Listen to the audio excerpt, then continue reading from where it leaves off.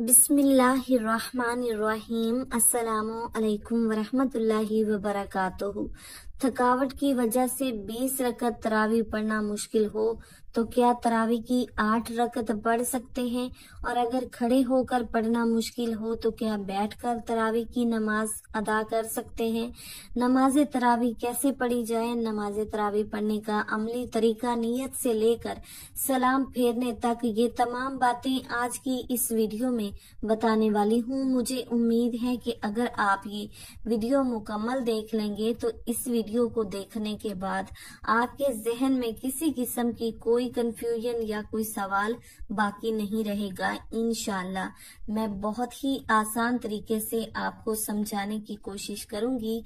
इस वीडियो को आपने मुकम्मल देखना है। सबसे पहली बात ये कि नमाज तरावी ये सुन्नत मुअक्कदा है।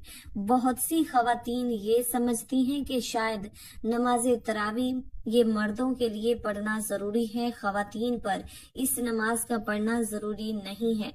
ये बहुत बड़ी गलतफहमी है।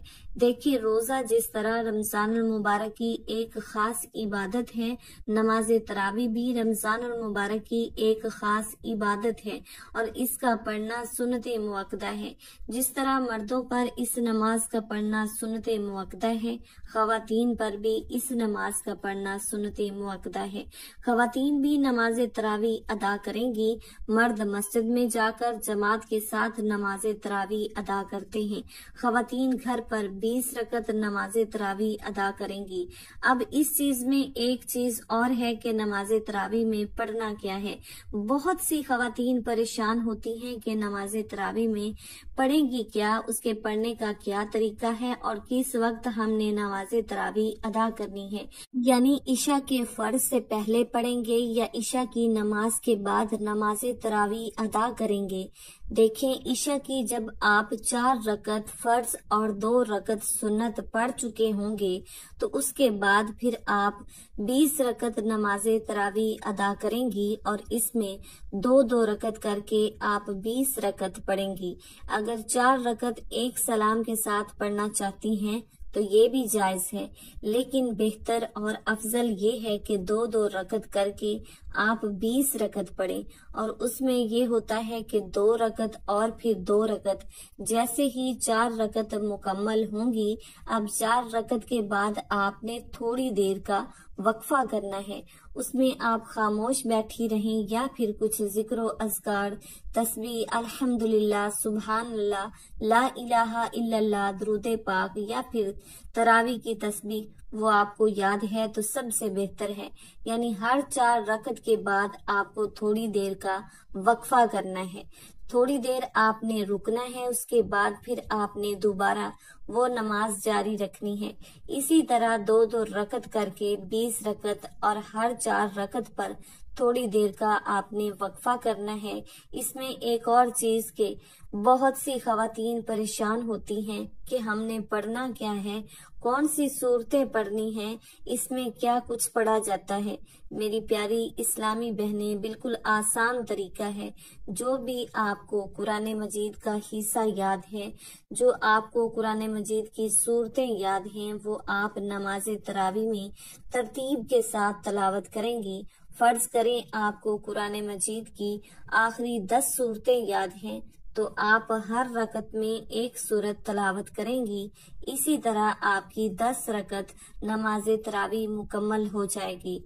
तो 10 सूरतें भी मुकम्मल हो जाएंगी। फिर दोबारा से शुरू कर लें 10 सूरतें। इसी तरह फिर दोबारा 10 रकत भी मुकम्मल हो जाएंगी और 10 सूरतें भी मुकम्मल हो जाएंगी। तो इसी तरह आपकी 20 रकत मुकम्मल हो गई। अगर आपको 10 सूरतें याद नहीं हैं, चारों कुल याद हैं, तो आप हर रकत में सूरह फातिहा के बाद एक एक कुल करके चारों कुल 4 रकत में पढ़ेंगे। चारों रकत मुकम्मल हो जाएंगी और साथ में 4 सूरतें भी मुकम्मल हो जाएंगी और इसी तरह 4-4 रकत करके 20 रकत अदा करेंगे। फर्ज करें अगर आपको एक ही सूरत याद है, यानी कोई ऐसी इस्लामी बहन जो ये कहती है कि मुझे चारों कुल भी नहीं आते, सिर्फ एक सूरत अखलास कुल हुवल्लाहु अहद ये सूरत याद है तो आप ये सूरत अखलास भी तिलावत कर सकते हैं। हर रकत में यानी 20 रखते हैं तो 20 रकतों में आप सूरह अखलास ही तिलावत कर लें, आपकी नमाज हो जाएगी। सूरह फातिहा के बाद आप सूरह अखलास पढ़ लें। इसी तरह आपने 20 रकत मुकम्मल करनी है। इसमें यहाँ आपको ये भी बताती चलूं कि नियत कैसे करनी है। नियत जो है ये जरूरी है। अमाल का दारोमदार नियतों पर है। बहुत से लोग परेशान होते हैं कि नियत तो हमें करनी ही नहीं आती। देखिए नियत क्या है। नियत दरअसल दिल का पुख्ता इरादा है। जुबान से अल्फाज अदा करके नियत करना ये कोई जरूरी नहीं है। नियत करना चाहते हैं तो नियत करें कि मैंने 2 रकत नमाज़े तरावी की नियत की अल्लाह ताला के वास्ते, मेरा मुंह काबा की तरफ, या 20 रकत की एक साथ भी नियत कर सकते हैं। नियत मैंने की 20 रकत नमाज़े तरावी की अल्लाह ताला के वास्ते, मेरा मुंह काबा की तरफ, दिल में ही इरादा कर लें, बस इतना ही काफी है। नियत हो गई। नियत करने के बाद आपको तकबीर तहरीमा कहकर नमाज शुरू करनी है। अल्लाह अकबर कहकर हाथ बांध लेंगे और ये पढ़ना शुरू करेंगे। जिस तरह मैं बता चुकी हूँ कि इशा की 4 रकत फर्ज और 2 रकत सुन्नत पढ़ने के बाद आप 20 रकत नमाज़े तरावी अदा करेंगी। वितर नहीं पढ़ेंगे। पहले हमने तकबीर तहरीमा कहकर नमाज शुरू की।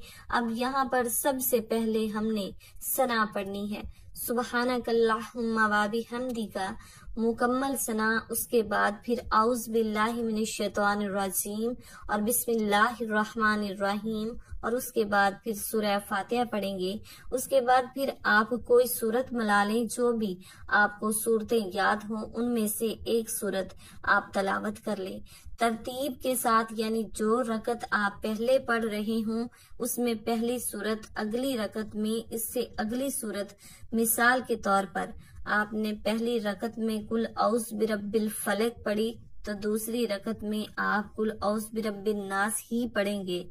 ऐसा नहीं है कि आप पीछे की तरफ लौट जाएं और पीछे सूरह अखलास की तरफ या कुल या अय्युहल काफिरून की तरफ, इस तरह नहीं, ये उलट हो जाएगा। तो तरतीब के साथ आप सूरह तलावत करेंगे। सूरत मलाने के बाद आप अल्लाह अकबर कहते हुए रकू में जाएंगे। जिस तरह रकू की तस्बीह पढ़ते हैं, सुबहान रब्बी यल अजीम तस्बीह पढ़ें। उसके बाद सामी अल्लाहु लिमन हमिद रब्बना लकल हम्द, फिर दोनों सजदे करेंगे। सजदे की तस्बीह पढ़ेंगे और उसके बाद अल्लाह अकबर कहते हुए दूसरी रकत में जब पहुंचेंगे तो अब सबसे पहले आपने बिस्मिल्लाहिर्रहमानिर्रहीम पढ़नी है। उसके बाद फिर सूरह फातिहा, फिर कोई सूरत मिला लें और उसके बाद फिर रकू करेंगे। रकू से खड़े होंगे, समी अल्लाहु लिमन हमिदा। उसके बाद दोनों सजदे करके सजदे की तस्बीह, जिक्र अज़कार वगैरह करेंगे। ये जिस तरह पढ़ते हैं जब हम बाकी नमाज में, इसी तरह के बाद फिर कादा में बैठेंगे और अत्तहियातो, दुरूद शरीफ और दुआ पढ़कर दाएं और बाएं सलाम फेरेंगे। इस तरीके से आपने 2-2 रकत करके 20 रकत नमाज़े तरावी अदा करनी है। यानी सिर्फ नमाज़े तरावी की नियत करेंगे। बाकी नमाज जिस तरह हम 2-2 रकत नमाज अदा करते हैं उसी तरह 2-2 रकत करके आप 20 रकत नमाज़े तरावी अदा करेंगी और हर वक्त 4 रकत पर थोड़ी देर का वक्फा करना है। ये नमाज़े तरावी का तरीका है। अब हम नमाज़े वितर अदा करेंगे। अगर आप तहज्जुद पढ़ना चाहते हैं तो तहज्जुद के बाद फिर आप तहज्जुद पढ़ने के लिए जब सहरी में उठेंगे तो उस वक्त तहज्जुद के बाद आप नमाज़े वितर अदा कर लें। अगर उसी वक्त पढ़ना चाहते हैं तो उस वक्त भी आप पढ़ सकते हैं। मोहतरम नाज़रीन कराम, थकावट की वजह से 20 रकत तरावी पढ़ना मुश्किल हो तो क्या तरावी की 8 रकत पढ़ सकते हैं? नाज़रीन, 20 रकत तरावी सुन्नत मुअक्कदा है और सुन्नत मुअक्कदा को बिला वजह छोड़ना ये काबिल मलामत है। ऐसा शख्स अगर बहुत ज्यादा थकावट में है या कोई मसला है या तबीयत खराब है तो फिर तरावी छोड़ी भी जा सकती है। बेहतर ये है कि बिल्कुल ना छोड़े। कुछ ना कुछ तो पढ़ लें। तो उसमें 4 पढ़े, 8 पढ़े, 12 पढ़े, 16 पढ़े, 8 के अदद की कोई खासियत नहीं है। ये जो बुखारी की हदीस है कि नबी करीम सल्लल्लाहु अलैहि वसल्लम रमजान गैर रमजान में 8 से ज्यादा नहीं पढ़ते थे, उसका तरावी से कोई ताल्लुक नहीं है। जमहूरे उलमा के नजदीक, बल्कि चारों फिका, चारों इमामों के नजदीक उनके जो फतवे हैं उनसे पता चलता है कि इसका तरावी से कोई ताल्लुक नहीं है। तो उसमें 8 के अदद की कोई खासियत नहीं है।